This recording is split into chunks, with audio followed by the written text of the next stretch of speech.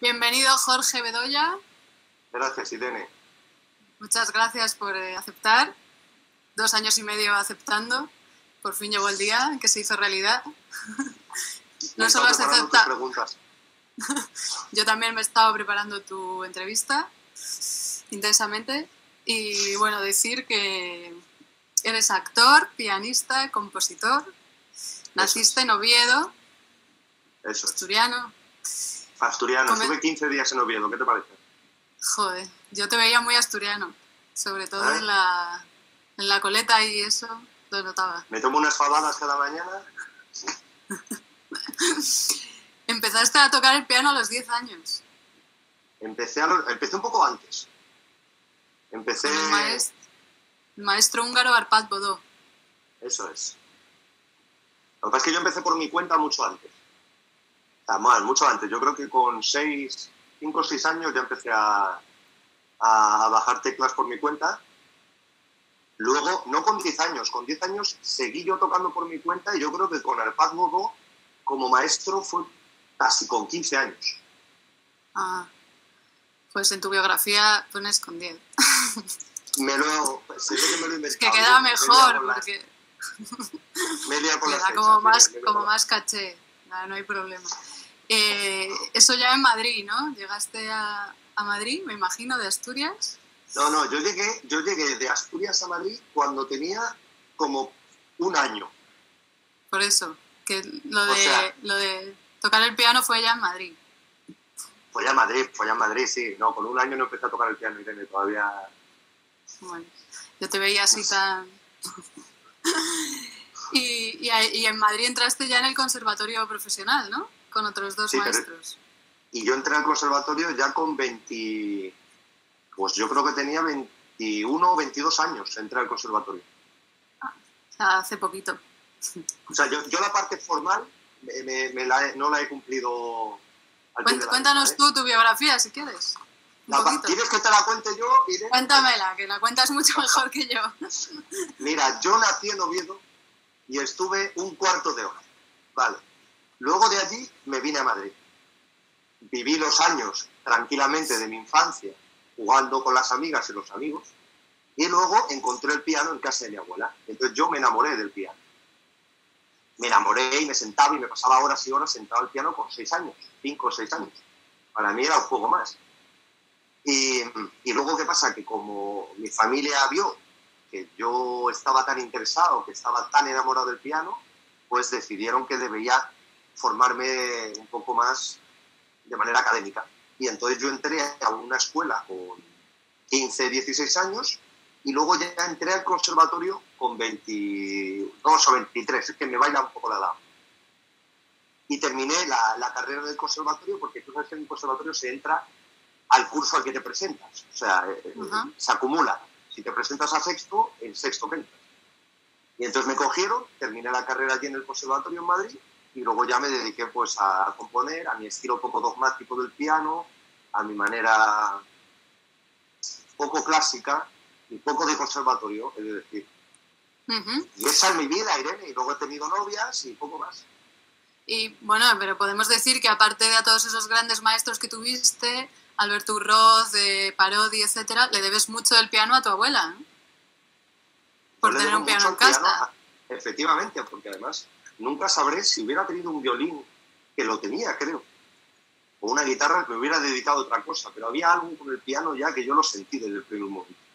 O sea, yo me senté al piano y a mí eso de bajar teclas, es que eso me removía por dentro. Entonces a mi abuela le debo mucho, a mis maestros le debo mucho, sobre todo por todas las facilidades que siempre me han puesto a la hora de improvisar. Nunca he tenido un profesor que me dijera esto no se hace, esto así. O sea, nunca, jamás me han coartado mi creatividad.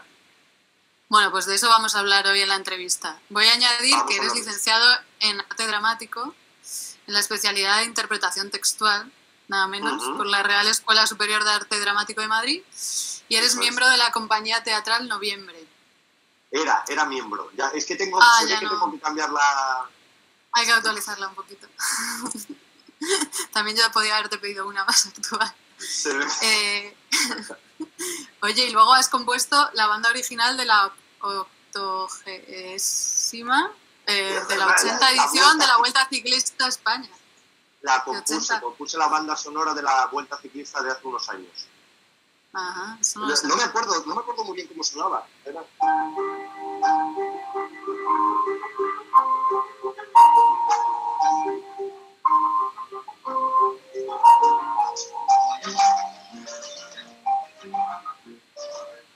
¿Sabes? Como una víctima. Ajá, perfectamente. Seguro que algún fan del ciclismo le sonará, ¿no? Espero. Seguro. Bien, pues vamos a empezar la entrevista, ¿no? Vamos, cuando tú quieras, Irene, yo estoy más que listo. Tenemos 27 personas en Instagram, 25 ahora, 2 se han ido. Y pero no sé todos los que lo ven en diferido, que lo ven allende los mares, esos multiplican. Como tú te comunicas muy bien, pero también te comunicas muy bien con el piano, entonces puedes contestar de la manera que te dé la gana, ¿vale? Tocando, hablando, que estás dejando caer, actuando, que si quieres tocar un poquito... Yo No. puedo tocar, pero a lo mejor si dejamos esa tensión del concierto en directo, pero yo te toco luego un tema, pero así dejamos la tensión del directo de las 8:15 para que ya vean el pack completo. Bueno, digamos que aperitivillos, ¿no? Tú quieres un aperitivo, ¿no, Irene? ¿Quieres un tentempié? Bueno, yo soy muy de aperitivos. Luego ya lo dejo en tus manos. Te voy a contar que esta semana hemos hablado de la creatividad en relación con la abundancia. No sé si a ti te suena esa palabra, pero creemos que son dos cosas que están muy relacionadas, ¿vale? Uh-huh. Porque cuando uno se pone, o sea, cualquier cosa en la naturaleza mismamente demuestra que lo creativo al final es casi infinito, ¿no? Hay mucha abundancia. Cuando yo te escucho tocar a ti, da la sensación de que tú te relacionas bien con la abundancia creativa. No sé si tú tienes esta sensación, si sientes que es así, y cuál crees que es el factor que más te ayuda para tener esa sensación de que puedes componer y componer infinitamente, si es que la tienes. Efectivamente, me tenía que haber leído tus preguntas antes. Vale, entonces la creatividad... Por eso te he propuesto lo del piano.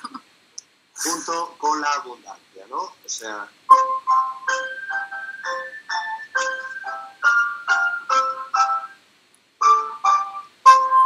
Vale, me ha dado tiempo ya a pensarlo. Ok, bueno. Yo creo, vamos, si lo entiendo bien, o lo entiendo a mi manera, el tema de la creatividad y la abundancia, claro, se puede ver de una manera positiva, se puede ver de una manera negativa, tal como yo lo entiendo. Y si es a eso a lo que te refieres, que podía referirte a otra cosa y no me he enterado. Pero cuando yo compongo, es decir, el acto de crear, todo el mundo puede crear. Es decir, no hay nadie ni nada debe impedirte crear. O sea, eso se parte de ahí, de ese punto de salida. Pero es verdad que muchas veces prima el exceso de abundancia,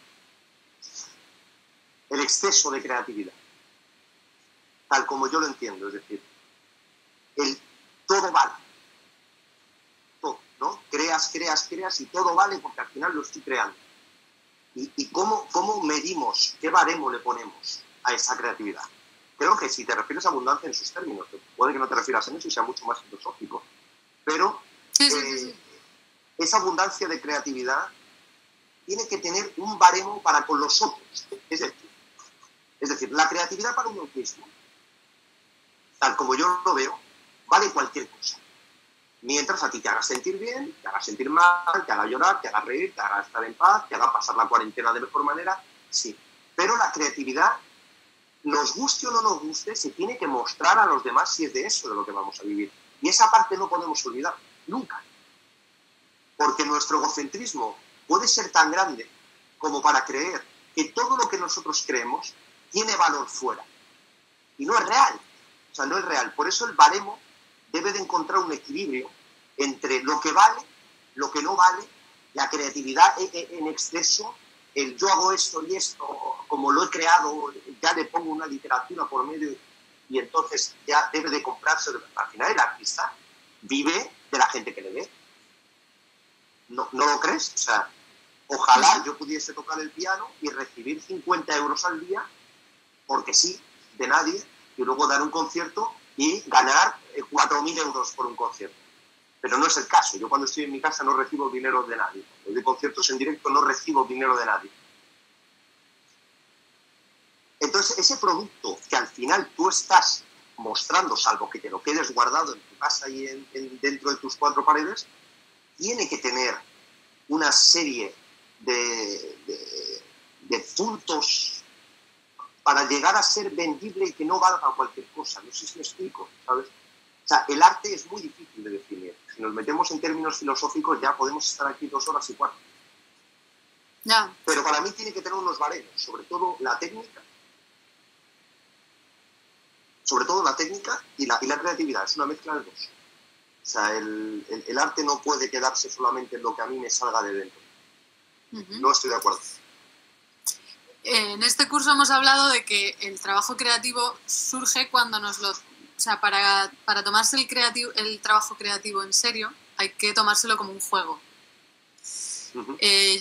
Yo cuando te veo a ti tocar, me da la sensación de que te lo tomas muy en serio, pero hay una parte muy lúdica también. ¿Cómo lo ves tú eso? ¿Lo vives así? Sí. Yo el divertimento tiene que estar las 24 horas del día. Es decir, hay incluso divertimento en la tristeza del hecho de componer. Es decir, hay algo lúdico siempre.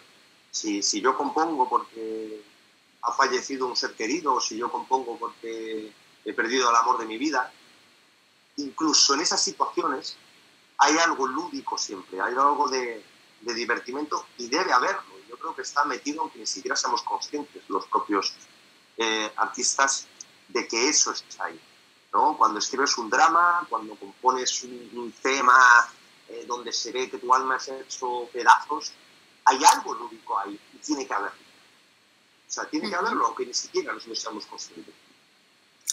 Oye, ¿y alguna vez has sentido una relación directa entre tu capacidad para divertirte y y que te llegaba dinero? ¿Has percibido Siempre. alguna relación? ¿Sí? Siempre. Yo he tenido la suerte siempre de que a mí me parecía que cuando yo ganaba dinero no me estaba esforzando. O sea, no me costaba ganar ese dinero, porque hay algo mejor en el mundo que tú poder comer y vivir dignamente cuando a la par estás disfrutando. O sea, eso es como es la cumbre del asunto, ¿no? No son 9 horas de oficina, joder, ya no puedo más, o ahora voy a hacer esto, no me apetece, o ahora tengo que hacer, por ejemplo, con respecto al teatro, una obra de teatro que no quiero hacer, pero tengo que hacer para poder comer, o un microteatro que me van a pagar 6 euros cada 65 años y no quiero. O sea, claro, si tú tienes la posibilidad de mostrar lo que tú sabes hacer, lo que tú quieres hacer, lo que te genera divertimento, y además puedes comer con eso, yo creo que ya está, ya puedes decir, ok, estoy en paz. O sea, estoy en paz y feliz. Siguiente pregunta, Irene. Siguiente. Como apasionada del flamenco que soy, la primera vez que te escuché tocar me quedé en shock al escuchar de pronto una guitarra flamenca, un cajón. No daba crédito, ¿no? Lo primero, te voy a preguntar, bueno, aparte de por qué el flamenco, de dónde o de cuándo viene eso, si te ha supuesto alguna vez algún problema el salirte de los encasillamientos típicos con el piano, si me entiendes la pregunta, y ¿no? ser un pianista un poco heterodoxo y bueno, sobre todo cuando empieza la relación de amor con el flamenco, pues es que es de amor. Es de amor total. Es de amor, oye, ¿puedo fumar? Absolutamente. Por eso? Sí, yo creo que en GoToMeeting lo permites. Sí, pues yo no sé. Instagram ya no sé. Luego me mandarán privado diciéndome, tío, tía, no pensaba que fumabas. Joder, se me ha caído un mito. Vale. Al revés. No están aquí. Con el tema del flamenco, al final el flamenco es un término que yo aprendí mucho más tarde. Yo cuando empecé a tocar ese tipo de piano, yo no lo metía dentro de una casilla. Yo no sabía. O sea, si eso era flamenco o no era flamenco. Yo empezaba a tocar acordes, ¿no? Yo empezaba con... y a mí me gustaba, pero no sabía cómo se llamaba eso. O si eso tenía un nombre o si estaba encasillado. Entonces a mí me enamoró la sonoridad y el ritmo del flamenco. Pero yo cuando empecé a hacer este tipo de música desconocía los palos del flamenco, desconocía todo, simplemente era algo que estaba ahí y que se nos ofrecía al mundo. Luego ya es el ser humano quien se encarga de ponerle casillas y teorizar todo. Y entonces es cuando empiezan, no, tú haces flamenco mezclado con minimalismo, mezclado, si no lo sé lo que hago. O sea, me da exactamente igual saber lo que hago, porque me da igual. O sea, porque no, a lo mejor es mucho más comercial si yo le pongo un título, y entonces ya sabemos todos hacia dónde tenemos que ir, ¿no? Vamos al reggaetón, vamos a lo comercial, vamos al clásico, vamos al barroco. No lo sé. La música creo que no debería tener teorización o términos, sobre todo porque está por encima de nosotros. Y eso es algo que siempre he considerado. Entonces, me lío, Irene, ¿qué me has preguntado exactamente? Sí, si alguna vez te ha supuesto un problema, vale, perdón. Esos encasillamientos, si has, ¿no? El hecho de ser un pianista... A mí no me ha supuesto ningún problema nunca. Es decir, no sé si alguien que me haya escuchado desde la butaca o desde internet haya pensado, vaya mierda, madre mía, pero si es que no tiene el brazo bien colocado, si es que no lo sé. A mí, desde luego, no me ha llegado. Probablemente a lo largo de los años me acabará llegando, y también depende de los circuitos en los que muevas. O sea, no lo sé, no sé si algún día tocaré en el Auditorio Nacional y 7 señoras y 7 señores pensarían, madre mía, qué aberración. No lo sé. O sea, a mí no me ha pasado, desde luego. De momento no. De momento todavía no. Bien. ¿Y qué más te iba a preguntar? Tienes un look muy flamenco, pero también un poco pirata. Yo dirijo un laboratorio cultural de arte pirata. Quería preguntarte si esto es una pregunta un poco rara, pero en ese punto donde confluyen la piratería y el flamenquismo, quería preguntarte si hay algo pirata también en tu música. Hay mucho pirata en mi música. Ese crápula que coge el barco y surca los mares de la imaginación, el pendiente, el pelo, la barba, eso. Luego le pones un traje, pero para darle un poco de orden a todo. Pero es que el creativo tiene algo de pirata también, ¿no? Ese rollo piratesco, eso está ahí. Eso está ahí. Es otro término, pero está ahí. Está ahí. En tu último concierto ocurrió una anécdota que me gustaría contarte. Probablemente no te acuerdes, pero hubo 2 hombres que se pusieron de pie antes que nadie. Uno fue tu padre y otro fue el mío. Yo había ido a ver tu concierto en familia.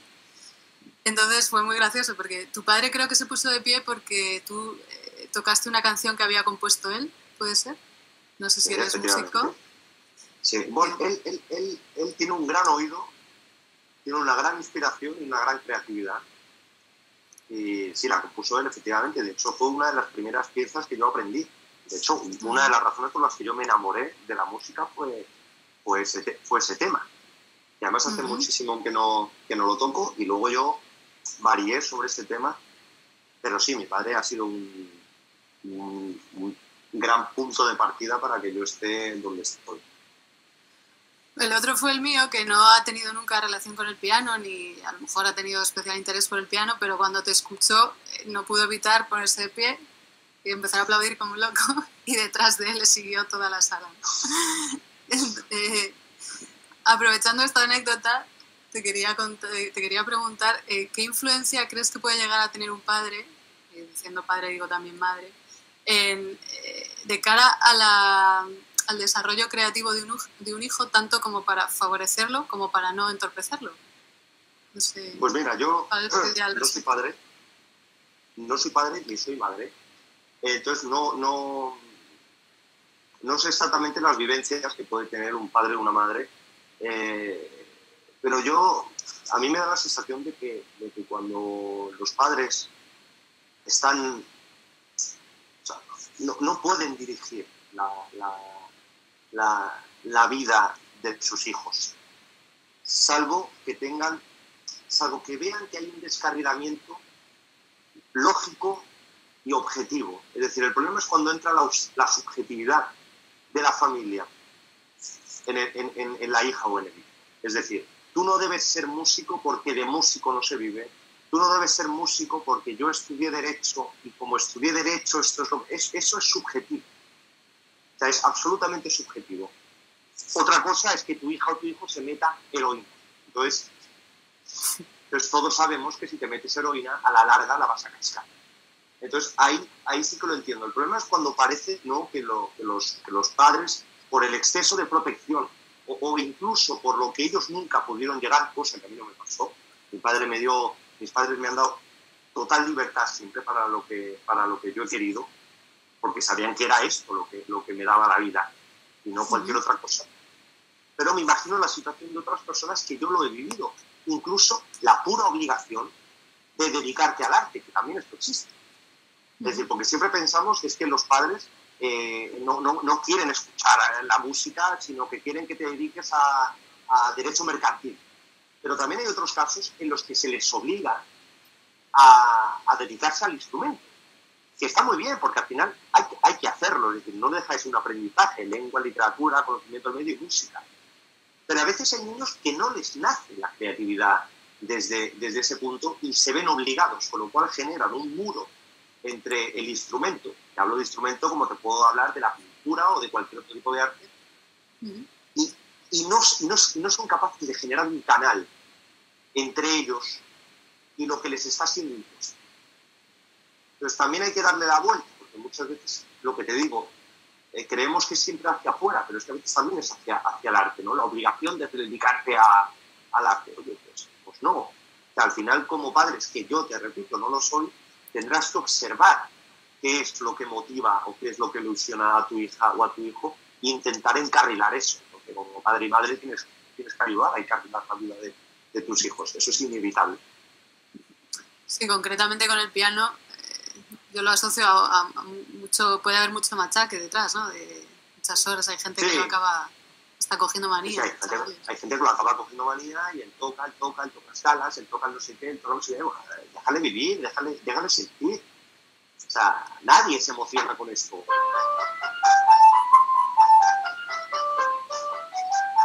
Nadie se emociona. Como muchos se emocionan de arriba porque se mete un tiro en la cabeza y ya no puede más y se tira del cuarto piso, pero nadie se emociona cuando se... ¿Tienes que hacerlo? Sí, que tienes que hacerlo. Pero tienes que encontrar también el camino para saber que esto te va a llevar a poder hacer lo que tú quieras cuando te salga esa vena creativa, que es lo que te hablaba de la técnica y la creatividad. En ese sentido te quería preguntar qué supone la vida de un músico como tú, ¿no? Porque hemos hablado esta semana de la importancia respecto a la creatividad de darse pequeños grandes lujos, ¿no? Para entrar en un modo creativo, que también hay que tener tiempo para uno. No sé si tú sigues algún entrenamiento especial, incluso físico, para aguantar ese ritmo. Yo cuando te veo tocar parece que haces deporte, ¿no? De lo que el esfuerzo físico que te supone, acabas sudando como un pollo, desde luego, como si corrieras una maratón. Debería hacer mucho más deporte, ¿no? Muchísimo más. Hago poco, pero es verdad que le doy tantas hostias al piano que al final me sirve como un cardio, pero debo hacer mucho más. La cuarentena no me ha ayudado a hacer deporte. Yo no soy una persona productiva, o sea, no me considero una persona productiva. Necesito nutrirme de muchas cosas para producir. Entonces, yo no soy ese tipo de persona que durante la cuarentena ha decidido que va a hacer desde las 6 de la mañana a la 1 de la madrugada absolutamente todo lo que no ha hecho en su vida. Yo soy una persona que la creatividad llega de repente. No sé quién dijo que mejor que si la creatividad te llega, en mi caso, tocando el piano. Sí, pero con el tema de los ejercicios debería hacer mucho más, porque además me hago mayor ya. Entonces ya tengo que tener, y además mi postura en el piano no es la correcta, no soy una persona que toque en L, siempre estoy muy encorvado, luego la espalda al final tal, y es verdad que un poco de fisio sí que me haría falta, pilates, yoga, no lo sé. Si hay alguien por ahí que me quiera ofrecer clases. ¿Cuántas horas tocas el piano al día? Más o menos. Pues horas al piano, no lo sé. Yo creo que irregular. Como, cocino, me siento, levanto, me voy al baño, me vuelvo a sentar al piano, tal, por la noche, de 2, tal. Yo creo que, no sé, diría que 2-3 horas al día, de media. Tampoco machaco el piano. Si no me o sea, que consigues sacar tiempo para los pequeños placeres diarios. Sí, lo que pasa es que mi jodido problema es que uno de mis placeres diarios es el piano. Mucha gente me pregunta, ¿pero tú haces algo aparte de tocar el piano? Y digo, sí lo hago, pero es que el piano para mí es un placer como tomarme un vino con mis amigas y mis amigos.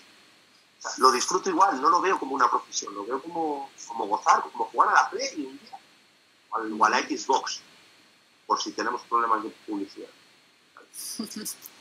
O sea, que sí que sacas tiempo. Sí que saco tiempo, yo saco tiempo para todo. Saco tiempo para todo y sobre todo ahora saco tiempo para lo que sea. Oye, te conocí en un recital de Pablo García Inés, que tocabas, me parece, que fue ahí. Pablo recitaba a las mujeres, entre otras cosas, y tú les compones. ¿Crees que al final... A las mujeres. A los ¿Crees hombres que al también, final... Y a los hombres. ¿Crees que que la música y la poesía son diferentes lenguajes de una misma cosa? ¿O crees que...? Sí, yo creo que es una manera de ejecutar distinta, porque por un lado se usa la palabra, y cosa que no se usa, por ejemplo, en el piano solo, porque la palabra y la música se usa, evidentemente, pero yo creo que son dos mismas cosas que nacen que están en un mismo pozo y divergen de una manera distinta, pero es lo mismo. Al final, la poesía y música, hay música, al final, lo que Pablo hace con la palabra está dentro, en un lugar por ahí escondido, muy, muy, muy dentro, que no se encuentra en las autopsias, incluso es el mismo lugar desde el que parte la música. Yo creo que es lo mismo, el arte. El arte tiene una misma esencia, con distinto nombre y distinto lenguaje, pero es igual. Es un punto de partida. Tú eres un gran improvisador. ¿Qué hay detrás de tanta improvisación? ¿Qué hay detrás de tanta improvisación? Yo creo que mi forma de ser también. O sea, yo creo que en la improvisación sin duda está la forma de ser, es decir, agarrarte, la improvisación yo creo que es algo de aferrarte a algo nuevo, momentáneo, que surge en este instante y te lanzas a por ello. Entonces, tiene que haber una personalidad también dentro de la improvisación. Es decir, yo improviso mucho con el piano, pero improviso mucho en una entrevista, improviso mucho con mis amigos, improviso mucho por la noche si salgo de marcha, puedes acabar pescando salmones en Noruega y haber salido de Atocha. O sea, es aferrarte a lo nuevo sin cogerle miedo. Yo creo que esa es un poco la improvisación. Uh-huh.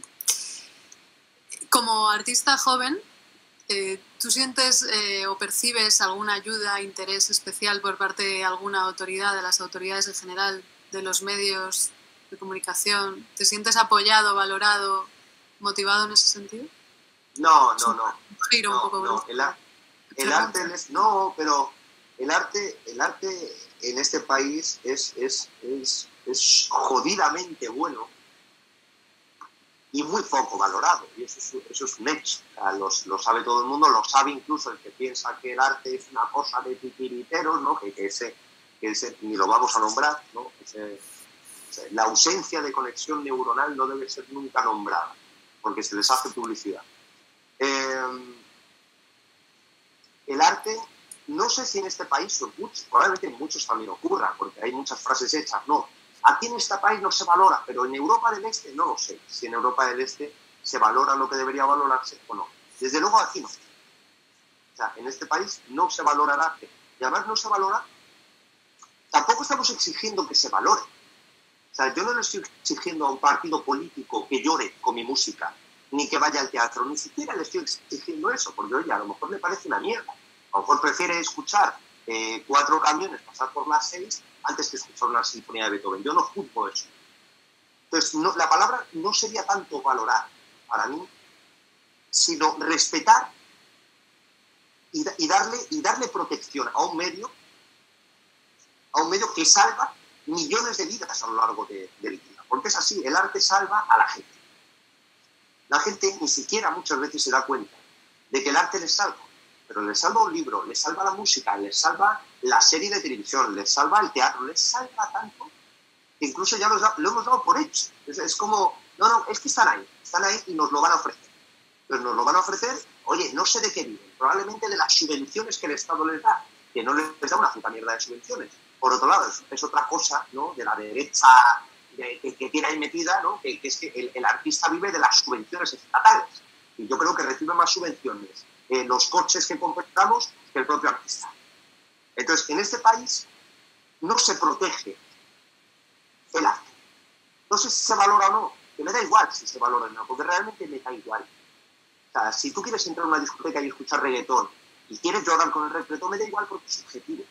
Pero no se nos protege como artistas, cuando los artistas están 24 horas en la vida de todo el mundo, incluso la vida del más garrulo o la más garrula, que se niegue a ver que eso existe, más allá de cualquier otra cosa.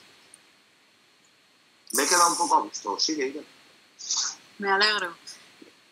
Las dos últimas preguntas se las hago a todos igual, a todos los entrevistados. La primera es, ¿qué opinas del sistema educativo oficial de la enseñanza reglada y la creatividad?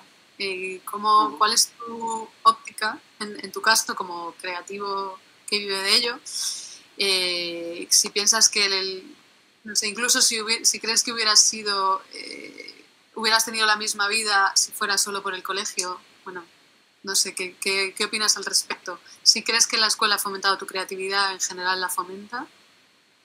Yo creo que vamos, al menos las profesoras y los profesores que yo he tenido, no solamente a nivel musical, a nivel de colegio, instituto y tal, yo creo que quieren fomentar la creatividad, al menos en la época que yo viví. Yo ahora mismo desconozco, pero yo conozco la situación de la educación en este país, la desconozco, no te voy a engañar, pero conozco a muchas profesoras y profesores y desde luego su intención es esa. El problema es si se les permite o no se les permite. Entonces, el sistema educativo, claro que tiene que dar fuerza a la creatividad del alumnado. Tampoco es fácil, porque es muy fácil hablar y luego llevarlo a cabo. Es decir, si tú tienes aulas de 30, 40, 50 alumnas y 50 alumnos, o sea, fomenta la creatividad. Claro, si tú fomentas la creatividad, eso se vuelve en la Segunda Guerra Mundial. Entonces yo entiendo que hay muchas cosas que habría que valorar antes de decir, bueno, en la escuela hay que fomentar la creatividad, por supuesto que hay que fomentar la creatividad, pero hay otras muchas cosas que hay que tener en cuenta, no son los opuestos. Como te he dicho, desconozco el sistema educativo actual, yo espero, obviamente, que fomenten la creatividad. Pero es verdad que las asignaturas... Perdona. Las asignaturas como la música, como la filosofía, o sea, ¿quién no le da importancia a la filosofía? Pero es que, o sea, es una vergüenza. Yo empecé la carrera de filosofía, no la terminé. O sea, no la terminé porque mi cabeza iba a estallar. O sea, si yo seguía dándole vueltas a mi cerebro, me suicidaba. Entonces dije, bueno, se lo voy a dejar a otros que tengan una capacidad más de movimiento neuronal. Pero ¿cómo se puede no dar importancia a la filosofía? ¿Cómo la gente no puede cuestionarse cosas? ¿Cómo puedes crear un sistema educativo donde la gente no se cuestione cosas? Donde la gente no se quede sentada con la mano apoyada en la barbilla diciendo, ¿y esto por qué? ¿Por qué? ¿Por qué? ¿Por qué? ¿Y qué pasa? Irene, pues que al final salen las fake news, salen las noticias falsas. Facebook está lleno de noticias falsas. El otro día leí un meme que me encantó que decía, papá, eso es falso. Pero ¿cómo puede ser falso si es lo que yo pienso? Es esto, 24 horas al día, ¿no? Es un torpedo tras otro torpedo. Se decía, no, es que la información antes, la Segunda Guerra Mundial ocurrió porque no había información. Y ahora hay información y ocurriría así. Entonces, hay algo como pues mira, Irene, te lo voy a decir, de no querer. O sea, de no querer. A veces hacemos mucho a cosa de la historia. No, es no querer. Es decir, oye, me apetece a mí entender lo que está pasando. No me apetece. Me apetece comerme un donut en el sofá y ver Netflix. Y eso me cuesta menos trabajo que coger, abrir un libro y decir, oye, exactamente, ¿qué ocurre aquí? O sea, ¿por qué está pasando esto? Entonces es pura vaguería, y ya está, podemos divagar durante horas. Eso es pura vaguería. Es mucho más fácil subir una noticia falsa que tal. Entonces yo espero que el sistema educativo trabaje en eso. O sea, trabaje en el esfuerzo y no en la vaguería. Es que otra cosa no te puedo decir. ¿Y qué opinas del momento actual en relación con la creatividad? Y la última pregunta ya, que la puedes contestar al piano si quieres. Es verdad, es que hablo mucho, no te lo esperabas. ¿Sí? No me lo esperaba. ¿Qué mensaje mandarías a todos, sobre todo a esas personas que lo han pasado mal? O bueno, ¿qué nos dirías acerca del momento que estamos viviendo? Si quieres decir algo, si quieres tocar algo. Yo te digo y ahora toco. Al final esta situación podía haber sido evitable, no lo sé, pero desde luego a día de hoy es inevitable. Cualquier partido político que quiera decir lo contrario con respecto a que esto se podría haber parado, son palabrerías burdas, sin ningún tipo de esencia, y dichas por decir. Hay mucha gente que lo está pasando mal, muchísima gente, no es mi caso. O sea, debo decirte que yo no me estoy hundiendo en la miseria económicamente, pero sé que hay gente que sí que lo está pasando mal. Y es inevitable, pero se debe trabajar en eso. Es decir, se debe trabajar en salvar a los más vulnerables.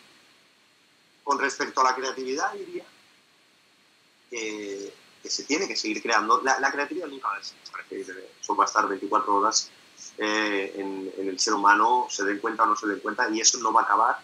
Y normalmente suele surgir mucho cuando hay grandes crisis humanas. La creatividad sale a la luz con muchas más pilas en la linterna que cuando esta cosa está establecida y digamos que estás obligado a seguir el camino de otros que no tienen ni puta idea de lo que es crear y el arte.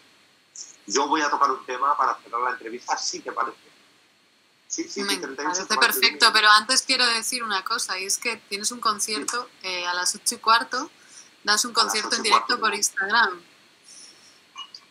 Lo quiero recordar a todos los que nos ven, que ya se lo hemos avisado, pero para que no se les olvide. A las 8:15, Jorge Bedoya juega Instagram en directo dentro de 35 minutos. ¿Y por qué más canales pueden seguirte, Jorge? Pueden escucharte cuando no sea en directo. Pueden buscarme. En directo solo Instagram. No, cuando no sea en directo. Luego, ¿por dónde pueden encontrar tu música? Pues YouTube, Spotify también. Spotify, una plataforma que nos da mucho dinero. No, es broma. Spotify, Instagram, Facebook, ¿no? Por ahí me pueden seguir mi música si les apetece y les ayuda, sobre todo si les ayuda. Muy bien. Basta con voy a terminar con un tema. Estoy pensando qué tema. Voy a terminar con Para Alba. Me gusta mucho. Perfecto.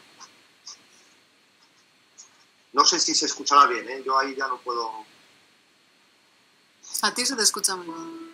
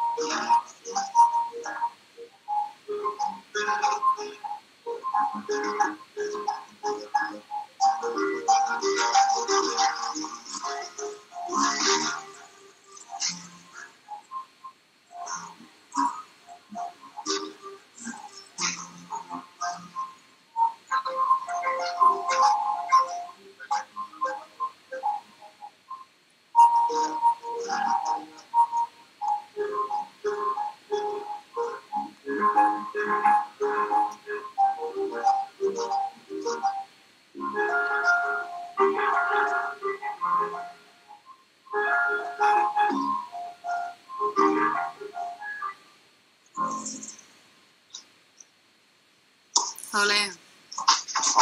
Ole, Manu. Ole, Irene. Muchísimas gracias, Jorge. Me ha encantado. A mí también. Ha merecido la pena esperar tanto. Se me ha hecho la cuarentena mucho más corta. A mí también. Y te pilla al final, además. Creo que están comentando... Ya, a mí. Están comentando por ahí que es espectacular. Creo que está gustando mucho. Así que nada, te deseo mucho éxito en el próximo concierto. Inminente. Pues nada, en media hora. Espero que lo veas, Irene. En media hora voy a estar aquí, no me voy a mover. Ponte un vinito y no salgas a pasear. No sigas al rebaño, Irene. Quédate en casa. No, voy a aplaudir desde aquí, pero a ti. Bueno, pues muchísimas gracias a todos también por estar ahí, por habernos acompañado. Y hasta la próxima, Jorge. Muchas gracias. Espero verte pronto. Pronto. Yo también, en vivo y en directo, escucharte. Eso es. Chao, Irene. Chao, Jorge. Chao.